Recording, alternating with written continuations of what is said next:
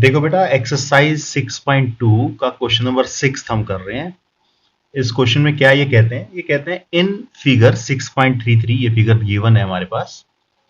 PQ and RS are two mirror placed parallel to each other. एक PQ और एक RS दो mirror हैं जिसमें रिफ्लेक्टिंग सरफेस अंदर की तरफ है, दोनों एक दूसरे के पैरेलल प्लेस्ड हैं। बैक साइड ये मैंने शेड की हुई है यहां पर।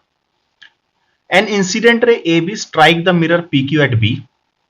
एक इंसिडेंट रे आती है, ये लाइट रे आ रही है यहां से, और ये लाइट रे इस मिरर को बी पर मिलती है, बी पर टकराती है। The reflected ray moves along the path BC, और यहां से टकराने के बाद ये रिफ्लेक्ट होकर यहां चली जाती है C की तरफ, और फिर से RS पर स्ट्राइक करती है C पर, और यहां से फिर से रिफ्लेक्ट होकर D की तरफ मूव कर जाती है। हमें प्रूव करना है, prove that AB is parallel to CD। ये दोनों लाइट रेज आपस में पैरेलल है, ये हमें प्रूव करना है। देखिएगा हम कैसे इसको करने वाले हैं। इसमें गिवन वगैरह आप लिख लीजिएगा। गिवन क्या है देखिए, PQ parallel RS two plane mirrors. दो मिरर दिए हुए हैं और फिगर के अंदर जैसे कि यहां दिया हुआ है AB इज अ लाइट रे। कौन सी लाइट रे? ये एक्चुअल में इंसिडेंट रे है। ये इंसिडेंट रे, इंसिडेंट का मतलब जो आ रही है। BC इज रिफ्लेक्टेड रे, और कैसे रिफ्लेक्ट हुई? Reflected by PQ। PQ ने रिफ्लेक्ट किया इसको। And again reflected by mirror RS।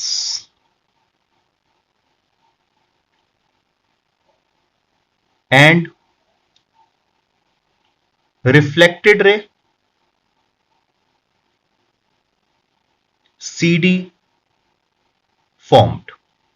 CD हमें मिल गया। अब हमें प्रूफ क्या करना है? To prove. देखिए अगर हम प्रूव करने पर आए, हम देखें तो इन्होंने कहा है ये जो लाइट रे AB है, ये लाइट रे CD के पैरेलल है। ये हमें प्रूव करना है। तो ध्यान से देखिए कैसे हम इसको करने वाले हैं प्रूफ। हम आ जाते हैं कंस्ट्रक्शन पर। एक छोटी सी कंस्ट्रक्शन हमारे पास यहां पर होने वाली है। कंस्ट्रक्शन हम क्या करेंगे? सबसे पहले हमने ड्रॉ किया, draw BM perpendicular PQ and CN perpendicular RS। मैंने यहां पर एक ये परपेंडिकुलर ड्रॉ किया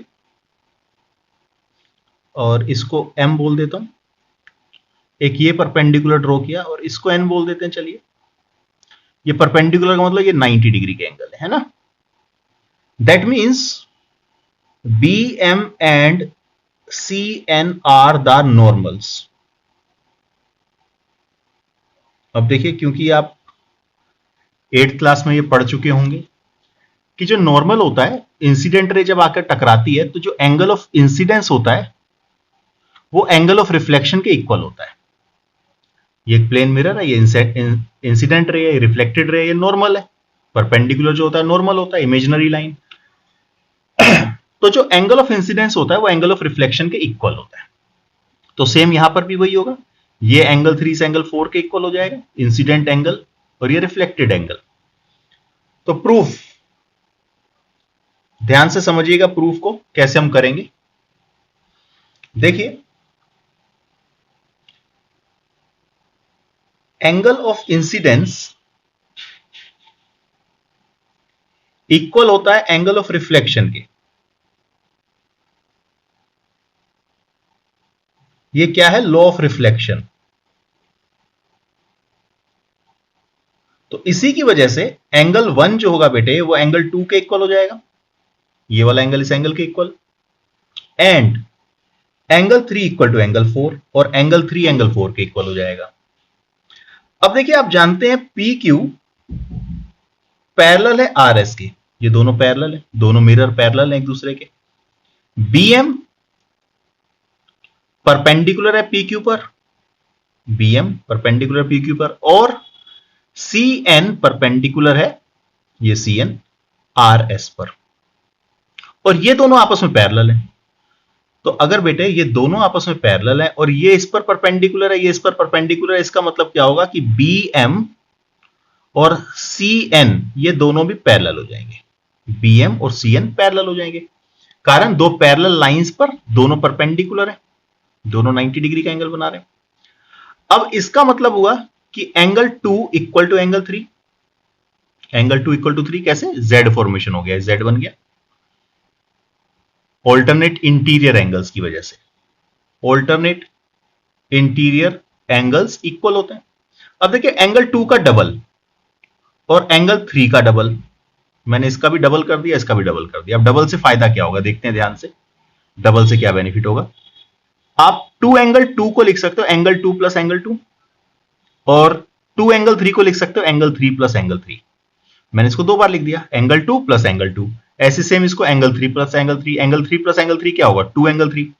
अब देखिए एंगल 1 2 के इक्वल है, तो इस एंगल 1 इस 2 के प्लेस पर 1 लिख देता हूं, क्योंकि हमें दिया हुआ है एंगल 1 इक्वल एंगल 2 के, तो एंगल 2 के प्लेस पर एंगल 1 लिख दिया। सेम यहां पर एंगल 3 इक्वल एंगल 4 के, तो भाई एंगल 3 की जगह आप एंगल 4 लिख देंगे, एंगल 3 की जगह आप एंगल 4 लिख देंगे। तो आपके पास क्या आ गया? Angle 1 plus angle 2। अब देखो एंगल 1 प्लस 2 क्या आएगा? A B C, angle A B C. और 3 प्लस 4 क्या आएगा? B C D, angle B C D. इसका मतलब क्या हुआ? इसका मतलब हुआ ये वाला एंगल बेटे इस एंगल के इक्वल है। अब ये वाला एंगल इस एंगल के इक्वल है, यानी ये फिर से जेड फॉर्मेशन हो रहा है।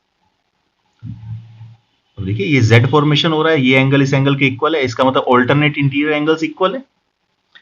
तो दैट मींस अगर आप यहां देखें, if alternate interior angles are equal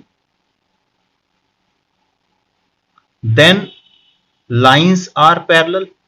अब कौन सी लाइन? ये जेड फॉर्मेशन ऐसे हो रहा है देखो, और ये वाला एंगल इस एंगल के इक्वल है, तो ये वाली लाइन ए बी पैरेलल हो जाएगी सी डी के।